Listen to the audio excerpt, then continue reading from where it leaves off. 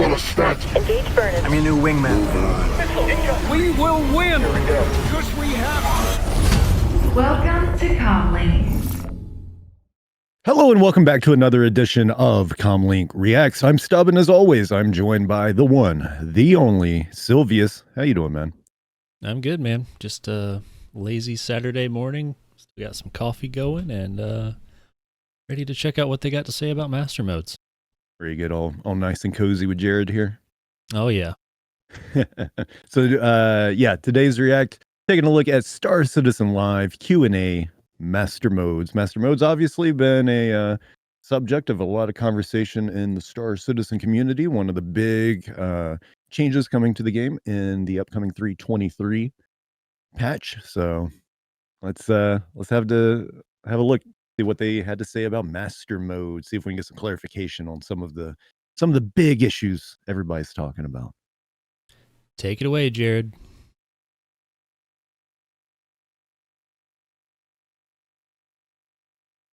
And recognitions that they've gotten over their time.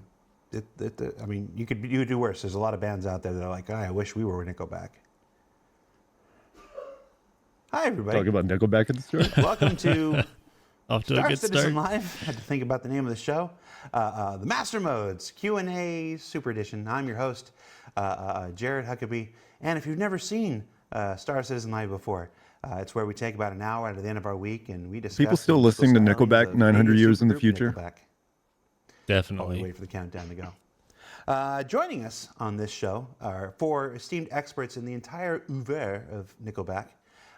We've got Yogi, Rich, Michael, and Brent. I don't know what order you're going to show up on Zoom here. Say hi, everybody. Hi. Hello. Hello. All right, Yogi, the camera stopped with you, so we'll start with you. Yogi, every show is somebody's first show. Before we get into the questions, let's take a few moments to introduce you, tell everybody who you are, and what you do for Star Citizen. Okay, my name is Yogi. I'm a Hey, principal Yogi. vehicle programmer, and I'm not the biggest Nickelback fan, if that helps. What's going on? Wouldn't trust anybody who was. Rich, who are you and what do you do?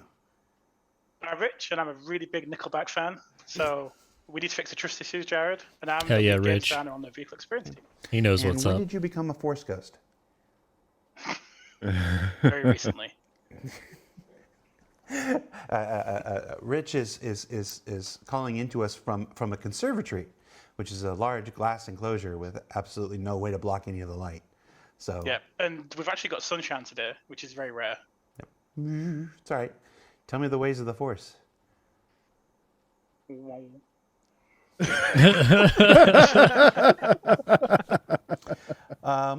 Oh, tell us man. who you are and what you do for Star Citizen. I am Michael, also known as Bayor. I am the Director of Player Experience.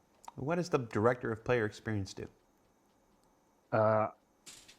Mixed bag of things. So I wanna know if he's a run Bjorning. the live QA team, in addition to the feedback They go collection by team, Bjor? in addition to player stats analyst, lots Maybe. of different things. We basically were responsible for Did he what is turn the into a game bear? like in the public environment. I really thought you were starting with it's a mixed bag. That's it. And Brent, your first time on any of our shows, I think. Tell everybody who you are and what you do. Welcome, Brent. Yeah, I'm Brent, and I go by XLB, and I'm a live QA team lead, working for live QA, and I work the issue council and Gunzinger is try to his last reproduce all name? your bugs That's a made-up from issue last name. council. Machiavelli Blue in the chat says, Brent, you're my fave. Oh, So, Thank you. It's great when somebody's mom is in the chat. Now you said you're XLB. You called it out, Michael. You're known online as Bayor. Brent, you're XLB. Those are the names that folks who participate in Evocati and our various test streams would recognize you. But we were talking about before we got into Nickelback. You guys, all of you, have hidden aliases. I mean, I think most developers have their developer accounts, but you also have these hidden aliases that you'll be in the game playing as. Don't tell us who they are. That's not this kind of show. But why do we have why do we run hidden aliases? What is the virtue of jumping into Arena Commander or the Persistent Universe or the Test Universe or even COD or something People treat you like any other player. announcing who you are and being known? What's that do for us? So there's a couple of different reasons we do that. Part of it is our job is to provide context for folks like Yogi and Rich. When we see players say, hey, this particular feature isn't working as well, or we see them talking about anything, we need to get into game, we need to test that. But it doesn't create a fair test if we're on a CIG account. Like say, for instance, if I go into Master Mode Squadron Battle and I'm on Bayor, -CIG, everyone's going to focus on me, right? They're immediately going to go, oh my gosh, the CIG person, I'm going to go attack them. That's not a player experience, right? That's not what other people are seeing when they join those matches. So it's important for us to go in on incognito accounts and test that way. It's the whole, the scientist doesn't want to disturb the experiment kind of thing. Exactly. It's when you go in there, your very presence skewers the results. Right. So you, the members. It's the prime directive. Is there? What's We definitely. Go ahead. No, go ahead. I was just gonna say we definitely see that, especially in live QA. If we're on a server, people are asking us questions, but we get hunted down. And so being on incognito accounts, we can go and reproduce the issues that you guys are having. And that can even be with master modes, like Bayor said, with we join a match or something, we get pounced on pretty quickly. So when you do log in as Jared is my hero 69420, that's to collect true and honest feedback. Correct. Yeah. Just to get that experience, we want to get what players are seeing when they actually go into these modes. So we want to use as authentic of an account as we can. Okay. So the reason we bring this up at the beginning of this, because this show, if you haven't noticed yet, we have a collection of our developers who have been working diligently on master modes and all things flight experience for years and years and years. And then we also made an effort this week to bring in Michael and Brent from the player experience team, another team that's been working for years to collect, test, verify, and expose potential biases and feedback, in order to work with the developers to make sure that we, collect, that's not just collecting your feedback. We have to test it and analyze it and verify its veracity. That's not a good sentence.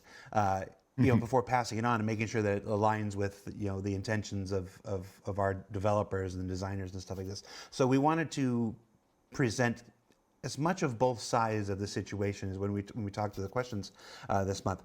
We have, of course, collected questions from the community via Spectrum, which is our bespoke communication platform on robertspaceindustries.com. We let you guys vote up which ones you wanted to see answered most, and then we pulled the ones that weren't either duplicates or just outside the mandate of the master modes team. Like there were a number of questions that tended to veer into resource network and stuff, and we'll let those be handled by the resource team. I think we're still going to touch on it here and there from here. So they start with questions on topic. Imagine. So the biggest question, the first question, the most obvious question, the one that was repeated the most, the one that we knew would come up when we were filming the interview. Yogi can attest, we scheduled this interview about 24 hours after we filmed for the Master Modes episode, a week before we aired, because we knew there would be questions, and especially this question. So we're just going to jump right into it. Let's get it. Given that most of the concentration has been on how Master Modes works with combat-minded ships, how will Master Modes have a substantial effect on how non-combat pilots and ships operate in the verse? Big question.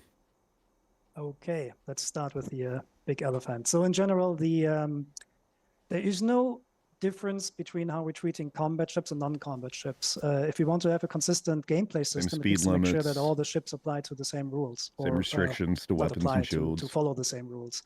So although we have combat-focused and non-combat-focused ships, we still need to make sure that the non-combat-focused ships are basically fitting that scheme. And so the effect that Master Mode brings for non-combat ships, let's just talk about maybe like miners and salvagers, is just the same. You're going into nav mode to travel somewhere, and you're going into SCM mode to do whatever you need to do in your normal gameplay loop. So navigation or nav mode is just for traversal. And this does not mean that industrial ships are easy fodder or something like that. If we see some kind of imbalance in our data, then we usually react to that. So if we have, for example, a Gladius that's fighting against an Aurora, the Aurora is of course not a fighter. right? But it will also not be as super easy for a Gladius. So what we usually do is like we give it a little bit more health or bump up some other defenses. But in any case, like you don't need to worry. Like the rule set is the same for all ships.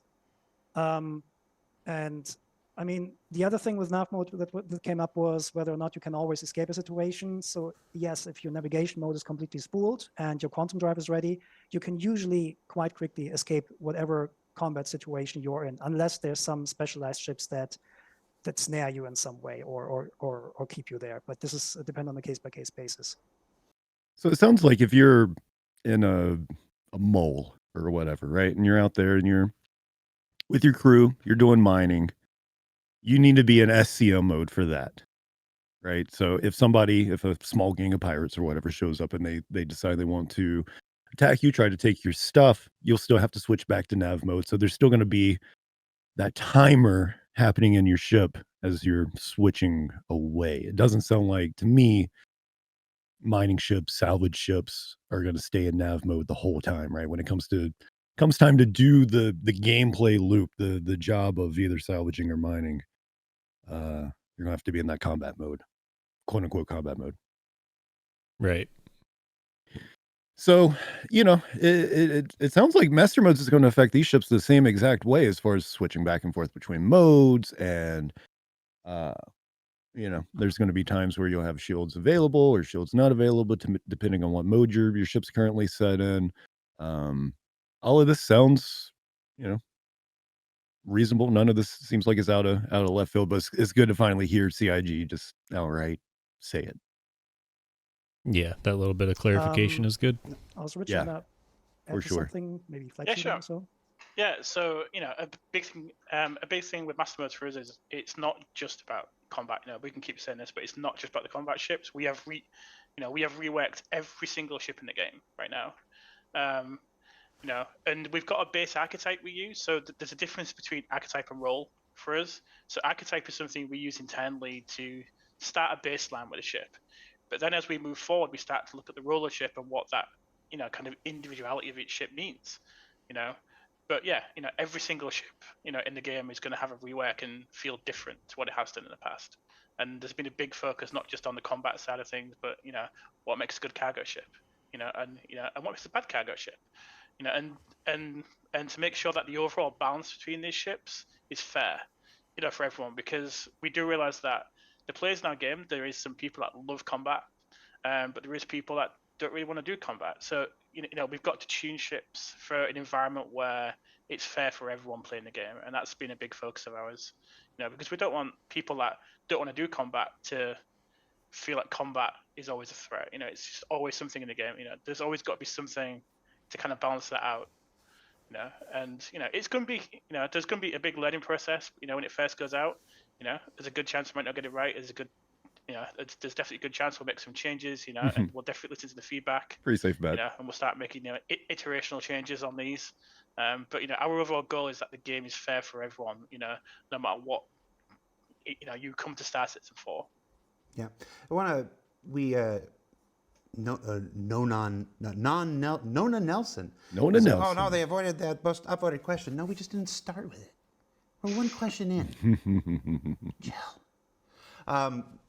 You mentioned that archetypes are not the same as roles, and this was one of the bigger misunderstandings that came from the episode there.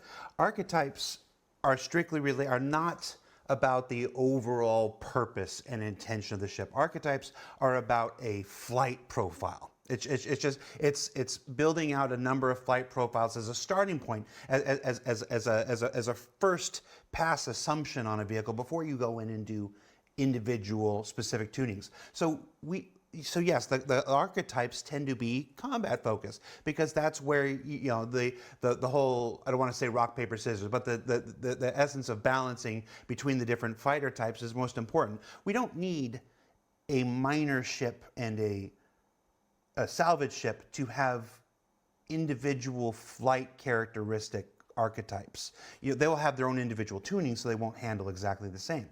But there doesn't need to be an entire archetype made for the way that all mining ships fly and turn. Right, because they're in a similar box. There was a big misconception here, and I just want to make sure that we get this out, that archetypes and roles are synonymous. They are not. They are not. When we were referring to the interest as this, or what if that, they or whatever, put out those a were Star for the Citizen flight glossary? archetypes. And yes, some of the Can names you imagine that? That would help. match, and some of the names Clear don't, definitions in because, an article? I mean, I'm not going to lie. I've been here 10 years. We're not always the greatest at naming things here. But it's important to know that archetypes are not the roles. They're not the intended function of the ships. They are simply a starting point for the flight profile that Rich and his team and Yogi and all them then go to drill down and balance from. It's just a start here, then customize. That's all that is. So the reason how that came together is practically based on our day-to-day work, right? So in general, the fighter gameplay is the most challenging one. So naturally, we're going for that first. But we could have also called a light fighter archetype a small wiggle ship archetype or something like that, right? But it's not. Here comes a small it's wiggle. not as descriptive for Look us. So when we were focused on fighters, we just called it fighters. We're also calling something like light fighter bombers, which are not bombers. They just, for us internally, describe something. Just like as Jared said, like a flight profile. It does not mean that this describes the role. Yeah, it's hard. What we struggle with this all the time. This is the thing that makes me look like this. I mean, come on, I look like this. I'm only 24 years old. Is that don't show, man? Is that we share internal terminology externally, and that is not always super clear. And it's not always, it's not always great for messaging. Nope. We'll just be real honest with it. Yes, it would be better. And that can be fixed. It would be better sometimes if we could take more time to figure out what the proper external version name of this I'll help. is. Whatever it would avoid. Send me the email. It would avoid confusion in our parts. And CommLinkPod@gmail.com. We genuinely try. Sometimes we don't succeed. In this, I never checked that Gmail. External. We let internal terminology go external without saying what I just said here and whatnot. So that's on me. So. Apologize for the confusion, but okay. hoping we clear that up now. And I'm hoping Nona Nelson knows why we did this question first before we go into the most voted question, because this had what I thought was the most important information we need to get out there to people. Archetypes are not roles.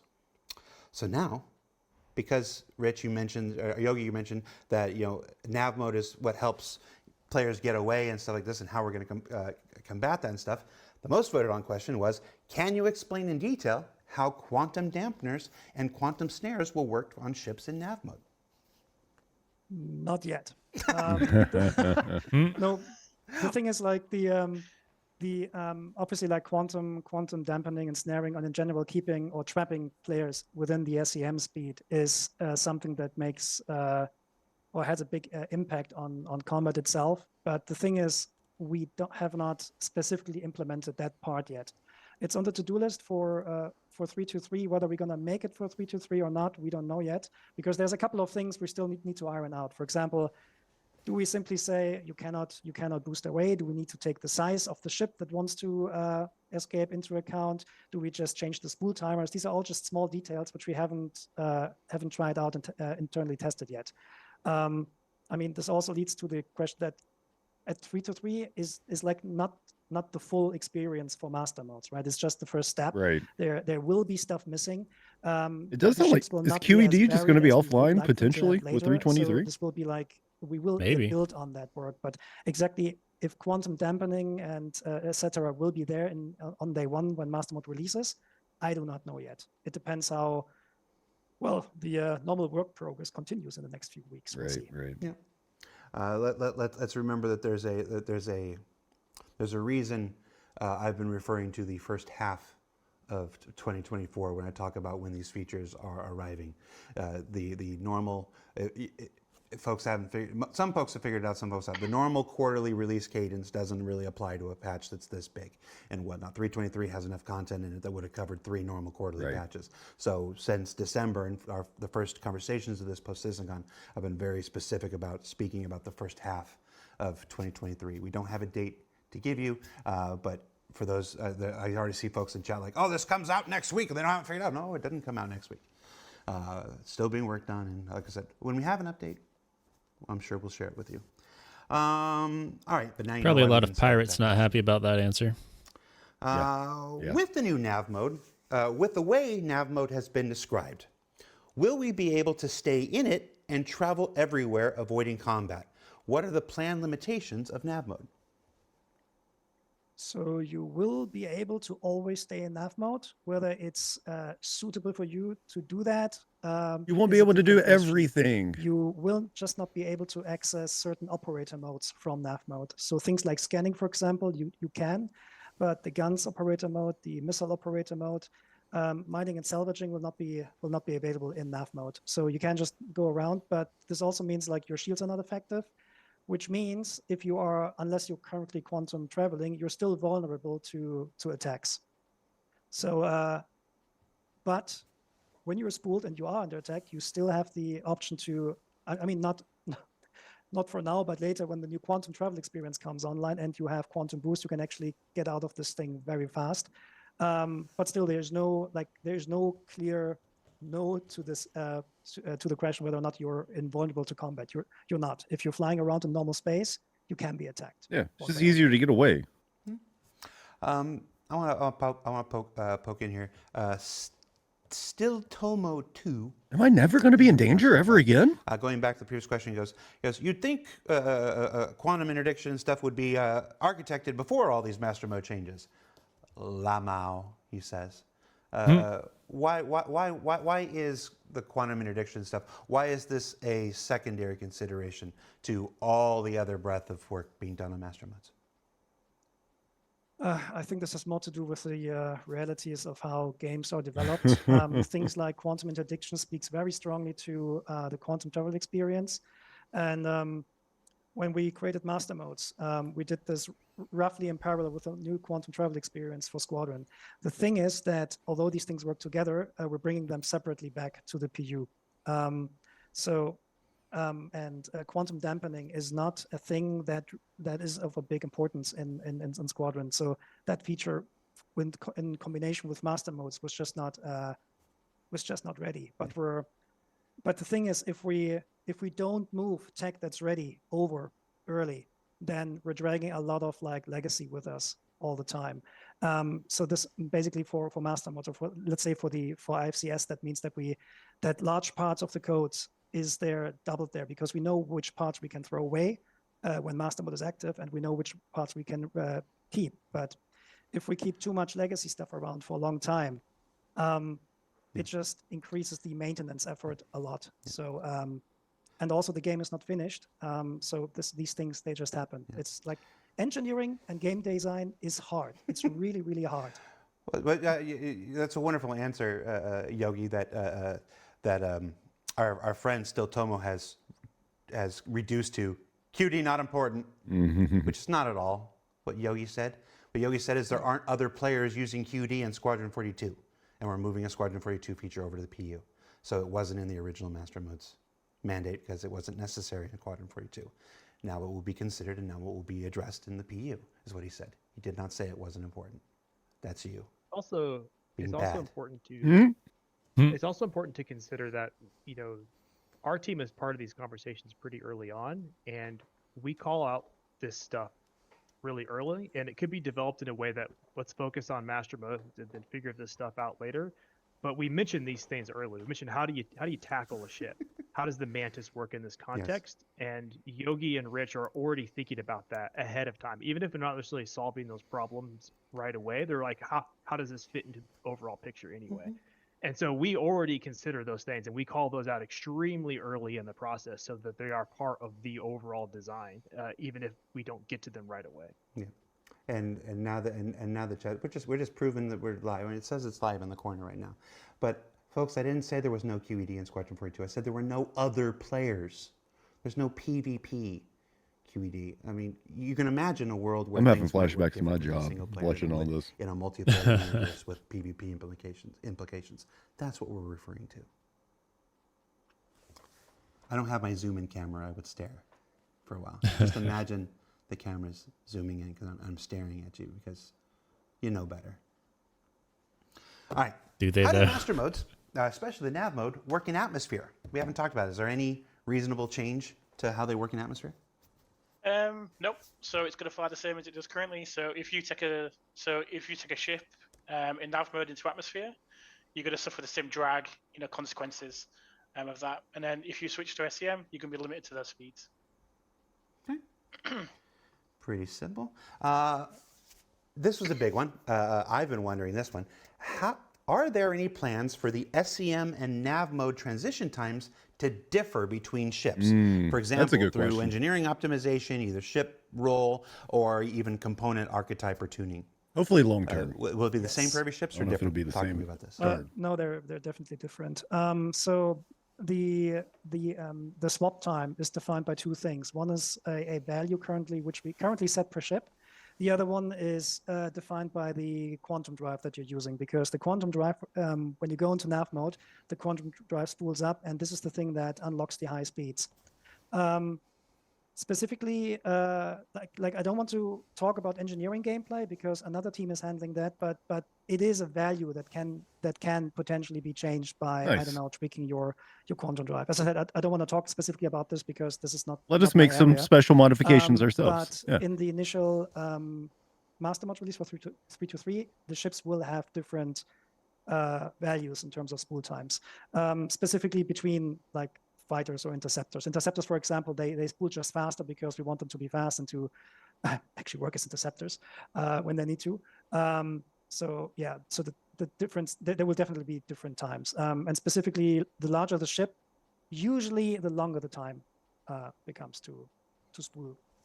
To swap the modes. Yeah, unless we create something hyper specialized, like a ship that's designed for that kind of switch like this. What was it? Sounds like another opportunity for more sales. So pretty much they want to make this game single player. Driftbows, nobody else. Hold on. So he just said spool times are going to depend on the type of ship. Yeah. So let's say a Gladius and a Pisces are both running a Atlas quantum drive. Are they going to spool different times?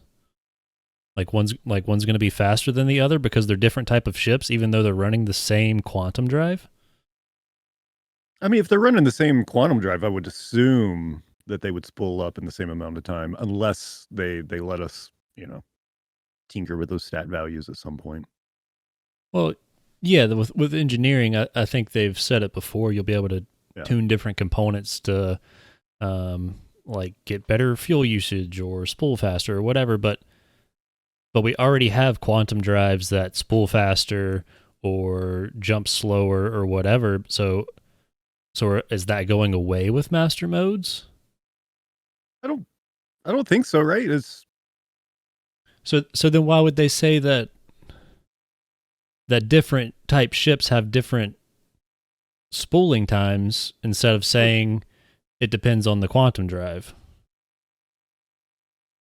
Yeah, I mean, to me, they just said it a different way, right? Because the different ship size isn't going to take the same.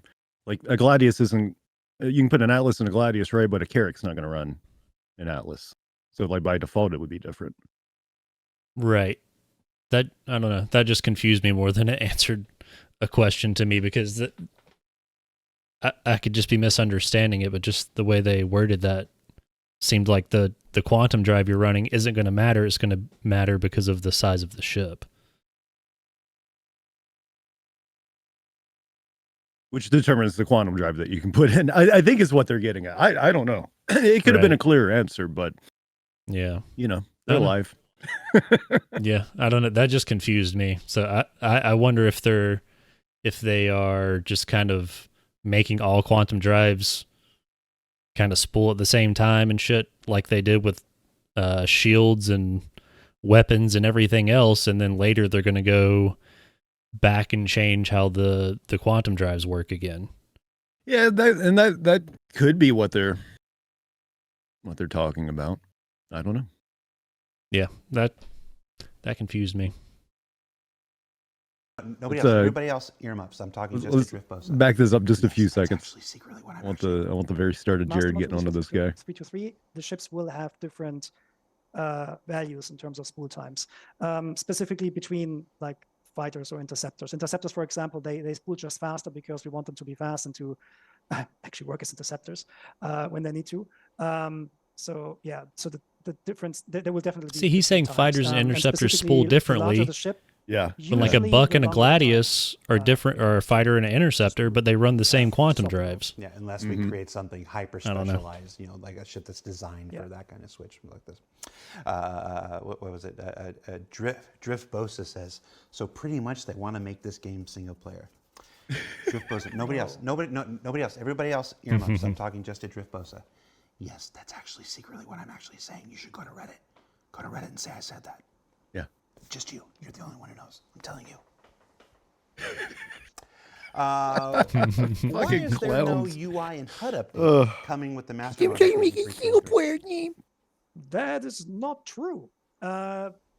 But all this work they're putting into server meshing and replication. They're trying to make it single player. The new MFDs and so on, and the new ship layouts Emphasis and so on, on multi-crew. They're They're trying to the make it single CitizenCon player. presentation.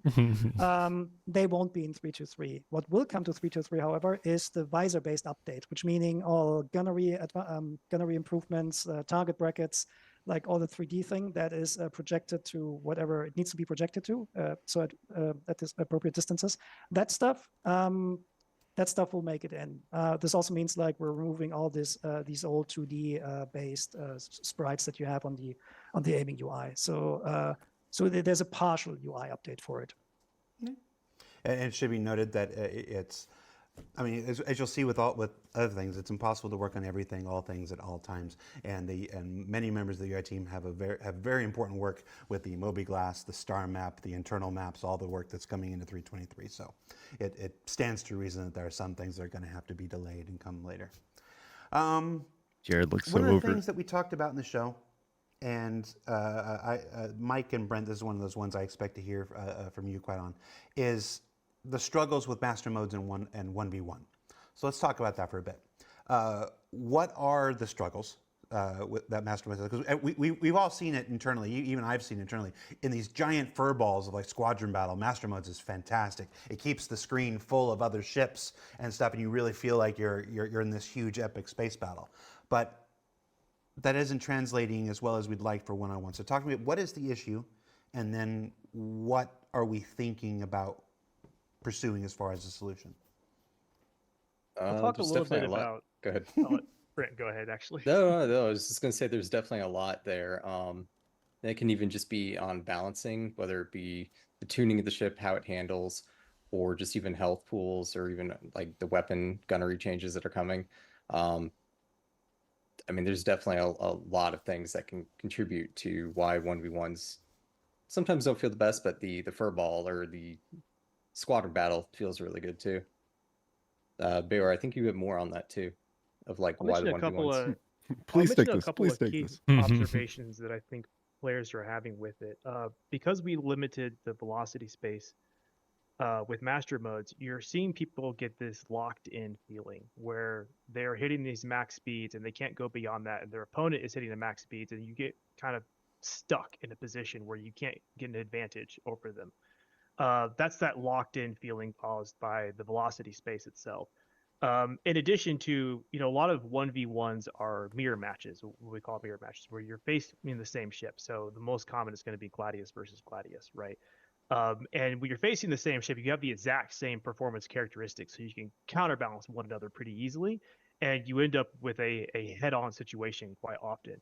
And this is something we're observing a lot of when players are talking about it. And we're advising Yogi, advising Rich that this is something that we're seeing. Players are talking about it a lot.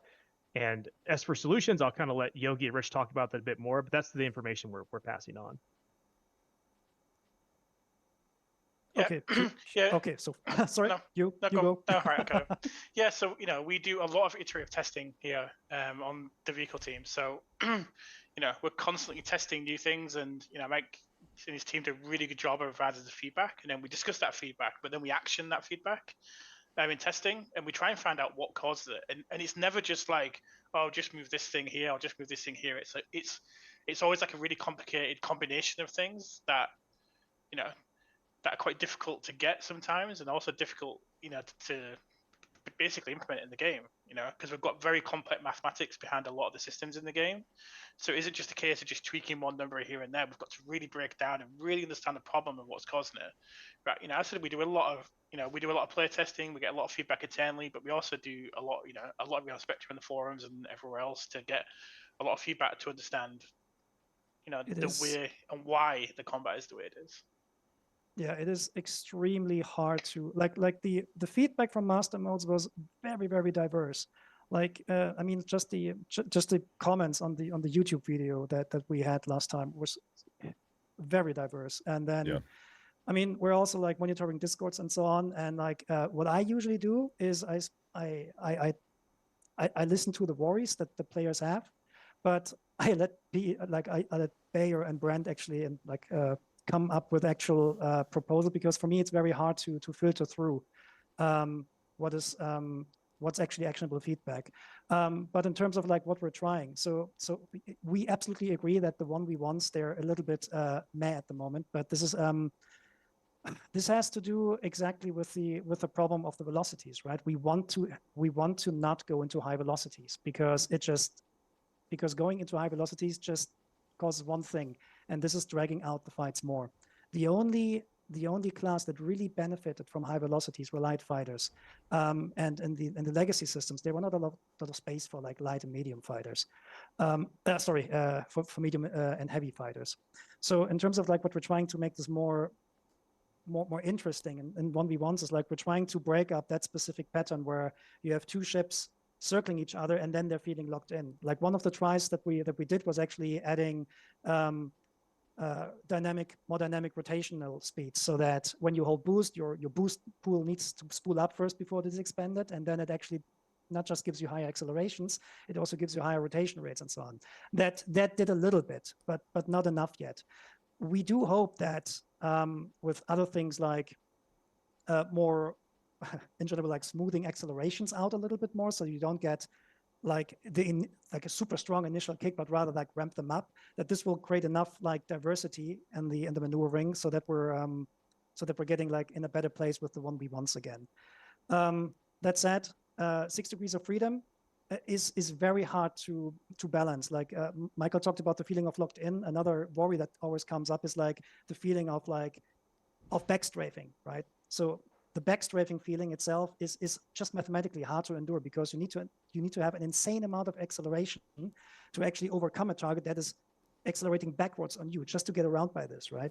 That's really, really complicated. So we're thinking about trying things out like X-shaped velocity spaces, so that you can, for example, not fly as fast backwards as you can fly forwards. But what this exactly does with the dynamics, they don't already do that, is insanely hard to predict, even internally, because even when we're playing internally, maybe it means more so. It produces some results, and sometimes we think, oh yeah, this might work or so. But the actual test is only when we're playing with actual players and actually letting them play for a while, for a couple of days or weeks, so we can actually see if the new changes are creating some dominant strategies that then not just get the knee-jerk reaction. Like Yeah, you make a good point. Testing on this is not something that can happen in a single afternoon. This is a thing, even within the experimental modes that are available in Arena Commander, those can only show us master modes working in a select and very limited number of environments and situations. It's when it gets into the PU, when 323 comes out, this is the next phase of testing. And this is the next phase of information gathering. This is the next phase of attempting solutions. Many more participants, many more scenarios, different dynamics, constantly in flux. It's just important. I want to make sure that folks understand that. Understand it's a bigger scale in PU, people. Than any other feature. Because there's more people there and more space. Over our long history, we'll put it in. We'll test it. We'll test it. We'll test it. We'll test it. We'll tweak it. We'll test that. We'll tweak that. We'll test that. And it'll either get to a point where we're happy with it, or it'll get to a point where we need to make changes to it. But this isn't. I want to caution against a lot of the doom and gloom. And the next question I have from the chat is actually from Toastminster45. Hi, Toastminster45. He asks, how do the devs feel about all the discourse surrounding master modes on Spectrum, YouTube, etc., in the PvP community? Does the doom and gloom from a certain section of them bring you down? How do you fight against this? It doesn't really bring us down. It's more we see it as a challenge, really, to kind of look at it, because we take everyone's opinion on board, and it's up to our job, and working with the other teams to kind of analyze the feedback, and it's fine that players react in a certain way, if they don't like it when they first play it, but we've also seen people that didn't like it and now they like it. So it's important to be balanced with the general view on the feedback. There's definitely some people that don't like it, but there's definitely some people that do. So it's about balance, and I don't take the kind of feedback personally, and that's a really important thing. Is it's not personal. It's it's about the feature itself, and it's up to us to make that feature as good as possible. So it kind of motivates me personally in a way. I'm not sure how the other members of the team feel, but that's the way I feel about it. Classic Force Ghost response, Rich. I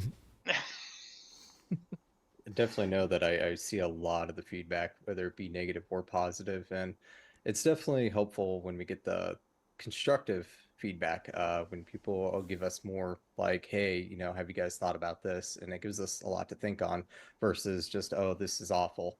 You guys are trying to make Definitely this keep a that single coming. player Definitely game. keep all the good constructive stuff coming. Yeah. I do say though that actually, ultimately, we need to decide what we're going to do with the game. So just even if you think that somebody else said what you think, it's always important. Sorry, I'm talking to our player base here, right? Please always put your feedback in. Write what you have, what you feel. Like the feel is super important for us, right? Because you can argue about speeds or whatever, right? But if you forget what the feeling is, or to describe what your feeling is, then often it's for me harder to understand what's actually going on.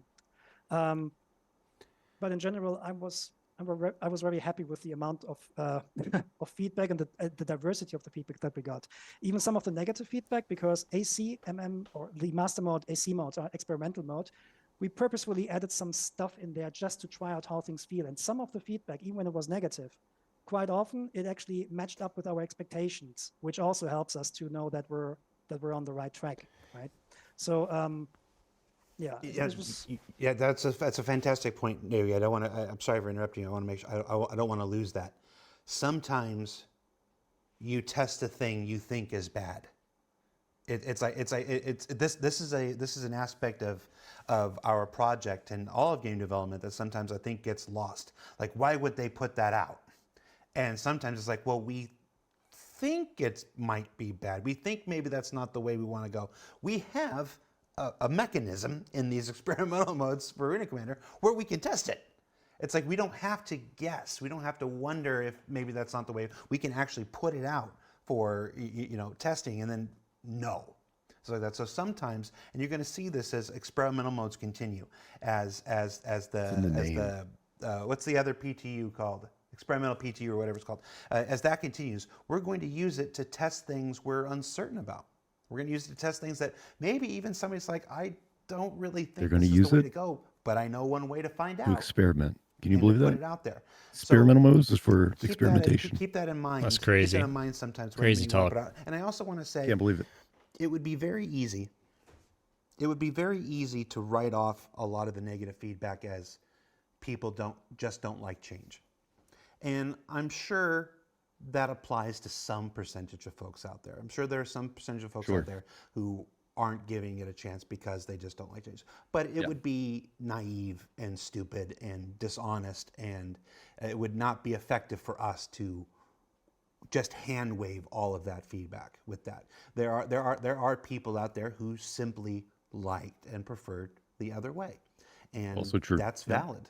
That's a valid point, and it's one that we take in. It's one that I heard, like Rich and all of us were on the line for a long time before the show started, and and we take that responsibility very seriously. And I'm speaking on their behalf right now because maybe it's easier if I do it, but we know that this is a change, and we know that there are people out there who genuinely liked the old way and stuff.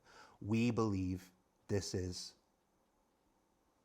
better for the longevity and the lifespan of the game. And so we're trying this. We're trying this right now. We believe in it. We've been talking about it since 2 Citizen Cons ago when we first introduced it. So I would like to encourage you to stay the course, keep trying it, try it in the PTU, try it in every other situation, allow us to continue tuning it, allow us to continue developing it. And everybody that I know, everybody I've talked to, it's almost like in a both on the show and off game the being show, developed, they can change really things. excited about the potential of this. In an alpha? So, What? I hope you give it the chance. Because I want you to like playing Star Citizen. So, the next big feedback. We're just in the feedback mode, so let's do this. What do you guys have to say to people who say that this is lowering the skill ceiling? Is this true? Is this false? Do you agree with it? Do you not agree with it? Does this make things easier? Oh, that is a bit spicy. I would agree that at the moment, especially in the 1v1s, we have a lower skill ceiling. But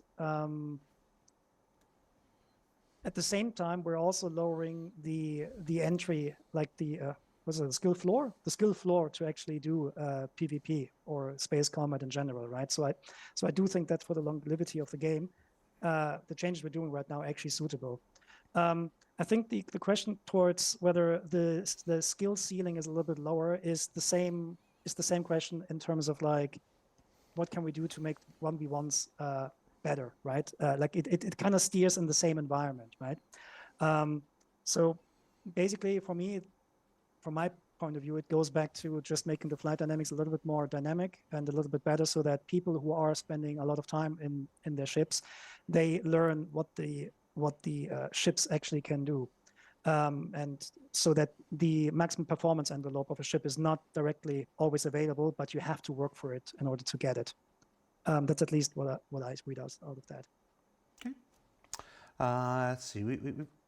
We're doing good. Let's cut through. Let's do some more of the big questions here. We're in our big question era here, in the center here. So let's take on racing. Big question. How will master modes make racing viable when SCM speed is too slow and the ship ain't, I'm just reading it, ain't agile enough with nav mode?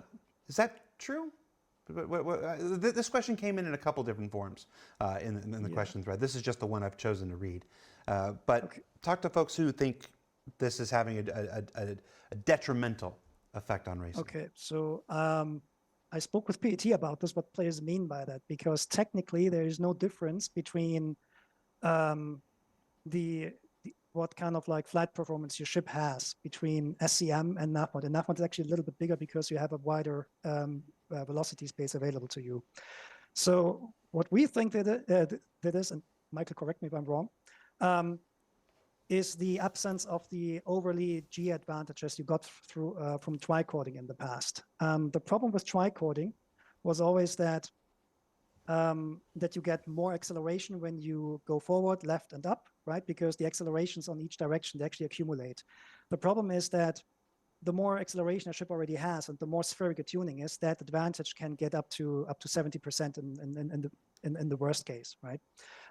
So that's why we cut down on these accelerations. And this basically deprived racers and high-skilled PvP players of the capabilities to quickly evade, because they couldn't access that acceleration anymore. So I believe that is part of the question why it is perceived that you're less agile in racing. Would you agree, Michael? I would, and it's really an important question to understand our process a little bit, because we see comments like that, and it's easy to go, well, that's just wrong, and then just go, well, we should just dismiss that.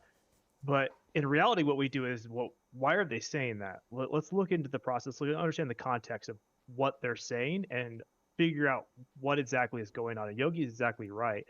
It's the tricording issue. You got a lot more acceleration from that, and it's much more noticeable if you're going faster. So it seems like when you're in nav mode, you have less control, even if necessarily the accelerations aren't different between nav mode and SCM.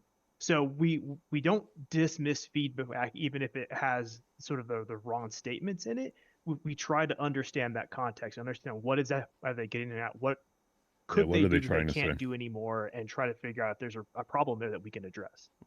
I have to imagine that every racetrack that's in the PU and created now was done with the old flight model in mind, and that there might need to be some revisiting of some of the racetracks for the new flight mode. Yeah, I mean, this is like also absolutely true. The thing is like, when you go fast, the scale of things that you see around you is also changing, because the feeling of speed is not based on how fast you are, but it is relatively how close things come by you, right? So if you, strictly speaking, if you have a racetrack which you can fly decently well with 1,200 meters per second, you can have an equally challenging racetrack for the SEM speed envelope that has just much narrower tracks, as an example, right? So, yeah, I mean, the racing community in general was pretty critical about SEM, about master modes, and it also encouraged us to tweak a little bit the tricording limiters that we added and so on. But I do think that in order to allow better racing, we should probably look at different kinds of tracks. At this point, we are also not sure exactly how we're gonna treat the post SEM speed space in general. But this is still like a future topic. But all these things, they can still like change, and like when these things change and we think it's better for the game, then some other parts have to change or be adapted as well.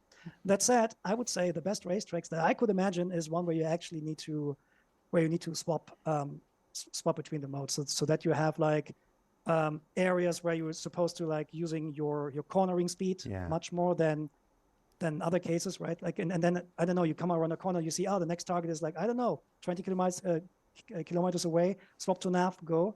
We could even think about racing tracks later when we have the quantum boost mechanic to actually that require you to boost between, I don't know, a planet and the space station or whatever, right? Well, like, that would be wild. A lot of things we can do. The main thing is just like racing will always work. However, the tracks, they might just be look different than now.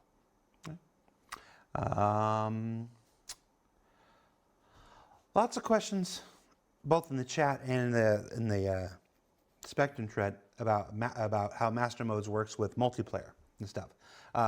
What is the intended effect of changing to nav mode with respect to other players in a multi-crew ship?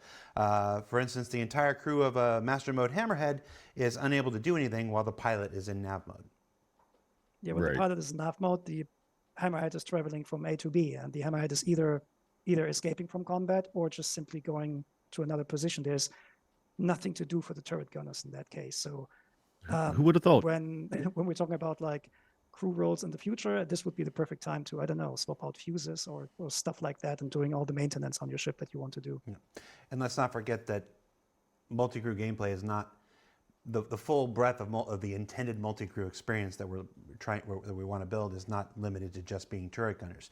This is one of the principal reasons the Idris, even if the Idris were art complete, and it's not art complete, but even if the Idris were art complete, why it's not, we don't just dump it into the precision universe. There will be a time and a period where the focusing eye of development will turn to all the multi-crew gameplay necessary for these ships and stuff like this. Resource Network is the next big part of that and stuff, and you will begin to find more and more uses for multi-crew people than just sitting and firing in turrets. Because we all want that very much, and Resource Network is the next big push on that. And then there will be many others after that. How does the power triangle relate to master modes? As an example, nav mode does not even have weapons or shields available. So does the power triangle just not do anything in nav mode? It does. Actually, there's a misconception that the shields and weapons are powered off. They are powered on because while you're on nav mode, they're still regenerating. They're just not effective or active, so to speak, right? So when you're in nav mode, nah, you're always active.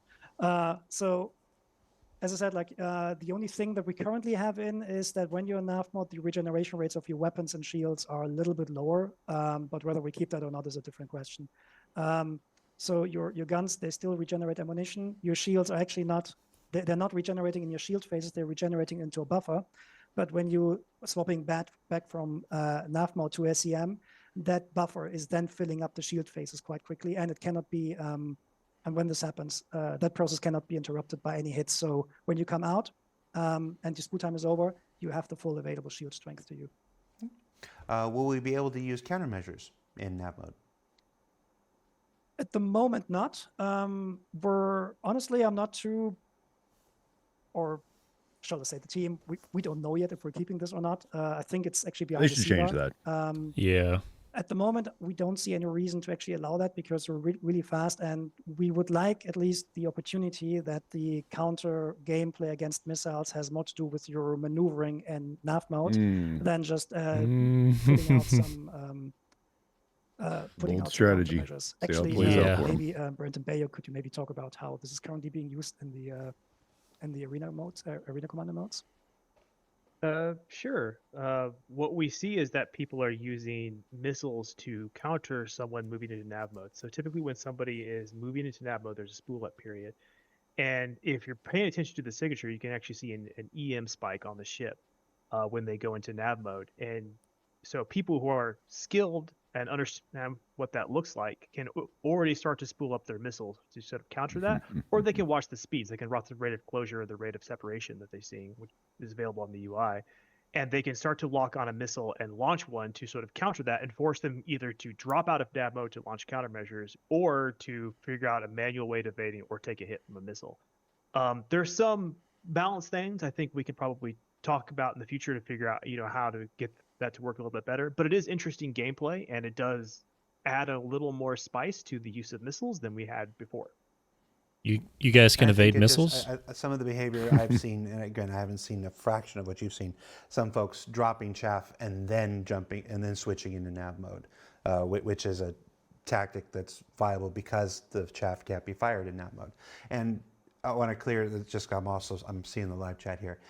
You're saying that right now, the thought is that it's not usable in nav mode. That doesn't mean that some very compelling argument can't be made and change our minds. I don't know how many times we can say this through the course of the decade I've been doing this one out. It's everything you see and everything you hear in ISE and in SCL is work in progress. It's where the thing is now. At the moment we're having this conversation. There are things in ISE that change the day after the show goes out. And the show goes out and then they're like, oh, by the way, we changed this. And I'm like, couldn't have that information just 4 days earlier? That'd have been cool. It happens. It's part of doing all of this outreach in the middle of our development. It's part and parcel. We have a phrase where we call the truth of the moment. We're always presenting the truth of that moment while leaving room for a better idea to come later on. So keep that in mind. Yeah, and that's a really good point. Is like, this is about the now. It's when we talk, we're talking about the now, but nothing, we don't sit here and go, we're never going to do this or we're never going to do that. We've made certain decisions based upon things we've learned and things we've seen along the way, but those things change, and so we're definitely not afraid of changing that rule. In that circumstances, it's just one of the things that's open. We thought it might work that way, but if it doesn't work that way in game and the feedback says otherwise, we'll just we can change it. There's a bit here. We focused a lot on the native because part of what we're here to do is to address some of those concerns and stuff like this. But there's been a very healthy groundswell of positive feedback about master modes. It's one of the reasons we're so excited about putting it out in 3.23 and seeing the more testing.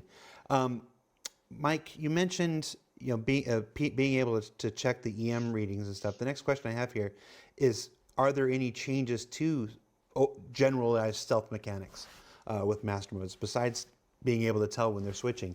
Are there any other changes to how people will work in missions? There's stealth in Star Citizen. Yogi? Yeah, it might be a question for Yogi. We have put in changes recently, not specifically to master modes. People might have noticed them actually in 3.22.1. Broadly, there's been some changes to signature readouts and how those work, thanks to some of the the communication between my team and Yogi and Rich's team to be able to kind of go over that. But there's been some changes, and those have been inherited into the master mode stuff as well. What role, if anything, does the component rework, the resource network? Like again, we don't want to go into the full breadth of the resource network and stuff, but is there I think there were a number of questions, probably only 3, but of people who are wondering if this work is completely separate from Resource Network, or if this work overwrites. Like, does the archetype mean we can no longer tune our components? We can no longer change the performance profiles of our ships because they have an assigned archetype now because of master modes? Are these exclusive or are these complementary features? I think they're definitely going to complement each other. We're definitely working in sync with each other on what these features mean for the flight. And I don't think you're going to see anything taken away. I think you're going to get more out of this. You're going to be able to move your ship and your components in more directions in the future. Which will kind of strengthen what that ship means. Depending on the choices you make for that ship. And it's critical to the flight. It's critical to the combat performance. And it's critical to that moment in time. So if you've made certain choices, it's going to mean certain things. Let's say your signature and heat goes up. In sync. It's going to make you more kind of vulnerable and stuff like that. So the player's going to have more choice in the future. So.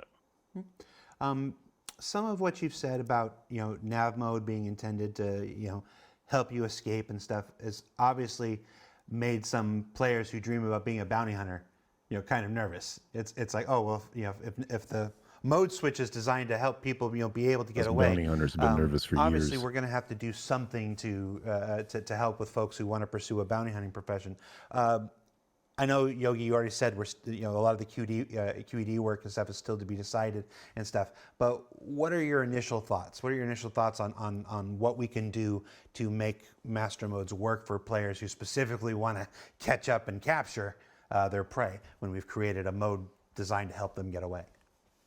Well, I mean, it still boils down to that you cannot just like if somebody wants to escape, and he has the better equipment to do that, and he has more experience and skill, or she, then that ship might escape. But if you want to work as a bounty hunter, you are reliant on having very dedicated equipment anyways.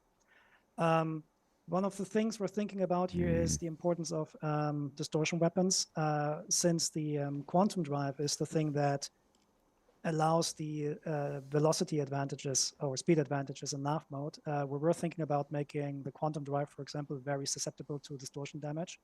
But being susceptible to distortion damage means that the attacker needs to bring either a EMP device, or they need to bring or swapping out some of their hardpoints, which are actually distortion weapons. And distortion weapons are always going to be less effective as in taking down shields. In fact, in 3.22.1, we actually did a pretty big change to the distortion system so that shields are very resistant against distortion damage. So you need to bring energy weapons to actually bring them down, which again goes a little bit more in the direction of like, as a player, you being forced just to bring specialized equipment. But if you have specialized equipment, then you are absolutely still able to do your bounty hunting stuff. A little bit of an equation is, or part of the equation is there, how big are the ships that you can trap and snare, right? But that's also something we need to have yet to answer internally, because there are some situations where, oh, there's a tiny little ship, why can I not jump away with my 890, right? And so on. So. Yeah. And it's not a discussion that is exclusively for you and your team. Obviously, it will also involve gameplay designers. The people who are assigned to build out the bounty hunting career will obviously have a say in that kind of stuff, and what kind of tools and methods we can make available to them to work within the master mode system to still achieve your stuff. It's the bounty hunting dream. The bounty hunter dream is core. It's one of those core things. We've talked about it forever. It's a. I can speak, if I'm allowed to speak for CR here. It's something he's very interested in, always has been and stuff. So while we may not have specific answers or details for it now, when it comes time, when for Bounty Hunter V2 or whatever version we're on, I honestly can't remember the name now. You can expect to learn more information about it when that time comes. You're not always gonna catch a bounty on a ship too. Technically at time, but I want to do, if I can, I want to do 2 more questions. Can I do 2 more questions, guys, before I let you go? Yes, let's go. I asked you live so that you can't say no without looking like a jerk. These are questions more about balance. This question came in and says, what are your red lines in terms of balance? are there any parameters that you're simply unwilling to adjust, like SEM speeds or IFCS slowdown? Is there anything off the table right now? It's like, no, it's this. We won't even listen to this. We won't even consider this. Maybe another game company person would never ask his developers this, but I want to see it. I want to know. Talk to these people. Is there anything that's actually off the table? Okay, so nothing is off the table. Of course, we're somewhat more resistant towards certain things than others. Obviously, like the SEM speed limits are a couple of was brought up by the community quite a lot. But then again, we're getting a lot of advantages from that. So we will try to address the worries that we have. For example, usually when people say, "Oh, the speeds are too slow," this means either they cannot go fast from A to B, or it means they're not evasive enough, right? But these problems can be solved in a different way. So concerning the speeds, we will try to be rather conservative with changes. It does not mean that we're fixed, right? If our gameplay tests with the community show, we should just add 100 meters per second more, fine, we'll do it, right? But it needs to be going through a proper process internally, because it's just not something that we can right away promise. But nothing, and I mean nothing is ever fixed, right? Yeah, and I do think it's important to say that, with any kind of virus stuff that we're tuning, we're always open to trying different things, but we've set out a framework of what we think works, and in the end, it comes down to a choice, because before we had a lot, we had a lot higher speed, and that wasn't always positive. So we've made the decision based upon certain factors that a lower speed works better, but it doesn't mean that moving to a lower speed means it never has any negatives, because a choice is end of the day. We've made that choice to go slower, and we do think overall it's going to be better than the speeds we had before. But it's never going to be 100%, 10 out of 10. It solves every single problem that we have in the game. For example, because we're based in certain physical realities of flight, and kind of power performance and stuff like that. So we're a little bit kind of tied to kind of physical realities more than kind of saying we're not going to change these numbers. Yeah, but Rich, I want to be able to do everything I want to do at any time I want to do it, and be the only one who can do so. I don't want anybody else to be able to do that too, so that I can win. That's all I'm asking. It sounds like you need to start your own games company. All right. Sounds like he's trying to be Luke Skywalker there. Yeah. No. Han Solo is the best pilot in Star Wars. I'm sorry, what did I say? Han Solo? That's trash. Lando Calrissian is the best pilot. Oh, I'm sorry, Lando. I'm sorry, Lando. I besmirched you and said Han Solo. This is the best pilot in Star Wars. This dude took out a Death Star in a freighter, not a little trench with open air where you can go in and out in a tunnel. Didn't know where the power supply was. Log on the power source. It should be the main reactor. Didn't know where it was going. Had to do it in a freighter. Did it without the Force. Did it with a shield around and a whole freaking armada. Luke Skywalker, the best pilot. Which one of you said that? Drop off the call. That's a red line. That's a red line. Yeah. You flustered me so much you made me say Han Solo was the best pilot. What the hell? All right. So last question. Hold my safety. So after release, after 323, I'm gonna go get mine too. I'll be right back. what metrics will we be watching to determine which portions of master modes are successful and which may still need additional tuning? This is. I want people. This isn't not a comprehensive list. I'm not going to say that these are the only things we're listening to. Just give us some example of after 323. This is the kind of feedback we're looking for. This is what we're looking to see positive and negative results on. What are we looking at afterwards? So usually what I'm looking for to pass on to Yogi and Rich is ways to deepen what we have. So what I see what we created is a framework. And so now once we have a framework, we need to find ways to add depth to it later, to add individuality to these individual archetypes and these individual ships. And so that's the kind of feedback I'm looking for, is somebody specifically talking about, hey, I'm trying to use my Car2All, my Santok EI, and I'm finding it not very effective in these specific ways, and it doesn't match the role that as described. I'm looking to pass that kind of information off, or I'm using, my Vulture, and it's basically impossible for me to get out of a combat scenario. I never do. I'm always trapped into it. Those kinds of things where players are presenting problems that I can then pass off to the team with context and go, okay, this is what we're seeing players observing. Does this match the design we're going for? Maybe we need to make some adjustments there.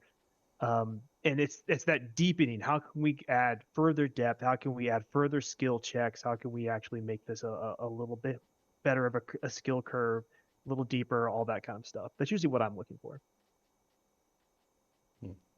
You lost me after you said somebody was flying the Car2All. I'm like, I knew you were lying after that. I fly the Car2All all the time.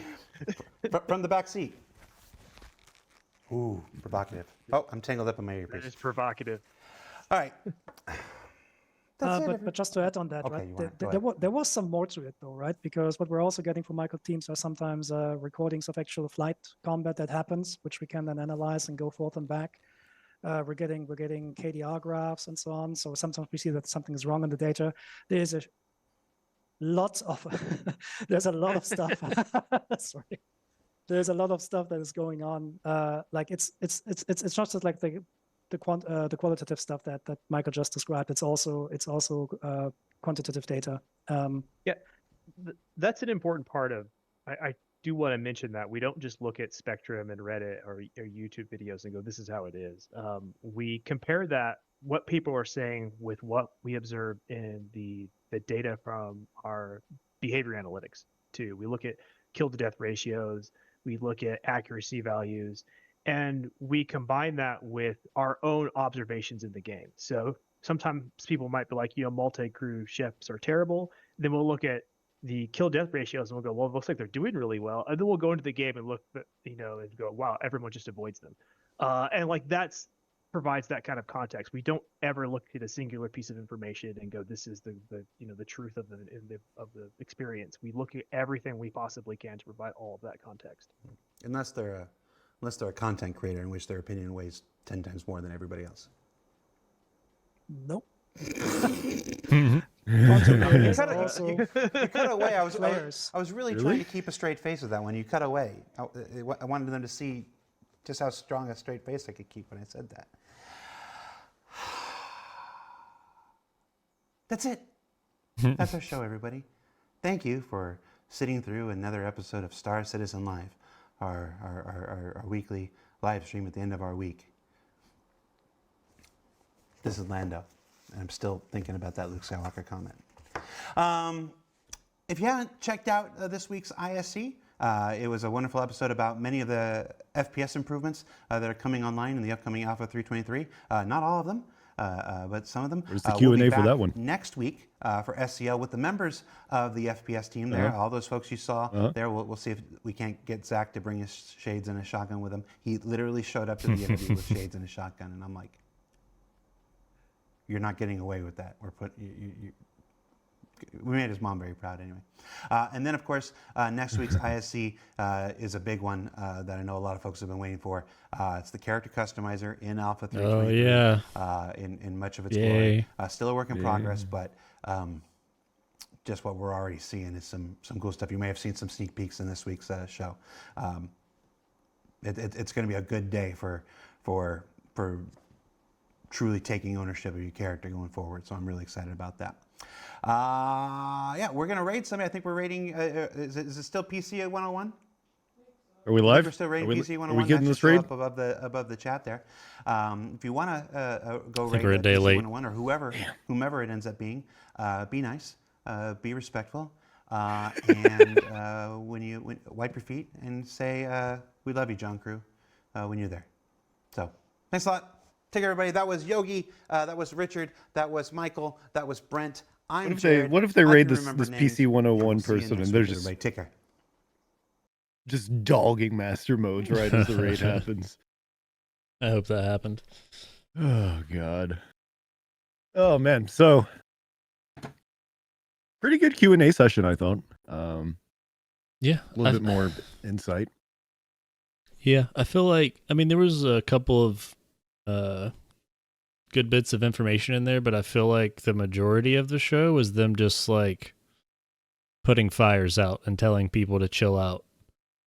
Yeah, and reiterating the like, hey, we're still working on this shit. Like, this is still a game being developed, like actively, real time. Yeah, a lot of, I don't know. I mean, not a lot of people, but some people seem bent out of shape and stuff about master modes. And to be honest, I'm about master moded out until we can get our hands on it in the PU, because I mean, like they were saying, like nothing's set in stone, and they're going to reiterate and test and reiterate again and test some more and change stuff. So, I mean, at this point, we just need it in the PU, and then we can experience it and give more feedback in a different context other than just Arena Commander. Right. 100%. I, all the conversation that's been going on, all of the different points of views that have been expressed, I do think ultimately this is going to be a positive thing for Star Citizen. We gotta get there, right? We need 323 out, and then we need subsequent balances and updates being made after that. But yeah, that was sort of the central message they kept going back to, was like, we can keep working on this. Like, it's still Star Citizen. It's still in active development. This is just something new that we're trying, right? And it's not going to be perfect. And some people are going to love it. Some people are going to hate it. Some people are going to be in between. But we're just going to keep working on it. There's all of this commotion over master modes. It speaks to how passionate people are about Star Citizen, which is it's a good sign, right? In a way, like, yeah, nobody wants the player base to sort of be at odds with each other and, get into like these really strong arguments that some of them have deteriorated into online. But the fact that they are having these really passionate discussions, let's say, does speak to how much we all we want this game to be good. We want it to be fun. That's the whole reason why we're here, why we backed, why we started, doing this content for Star Citizen. And it's why people are tuning into SEL and ISC, and why they're checking out Spectrum and all the other spots, because we want it to be good. And CIG does too. Like, they're not purposely sabotaging this thing. But let's let them cook, as the kids say. Let them cook. And if a few months from now 323 is online and it's a big old dumpster fire, let's see how CIG reacts at that point. But I'm with you to where there's only so much that you can talk about the player reaction to master modes. We're at a point now where we need it in more people's hands, and we need more hands-on time with it, to a greater degree than what we have in Arena Commander, like you just said. But I am looking forward to I guess the FPS Q&A. I like these Q&A formats, and I think they're really important, especially going into 323 with so many changes happening. Like Jared said, that 323 has the same amount of content in it that in another year it would have been 3 or 4 different patches.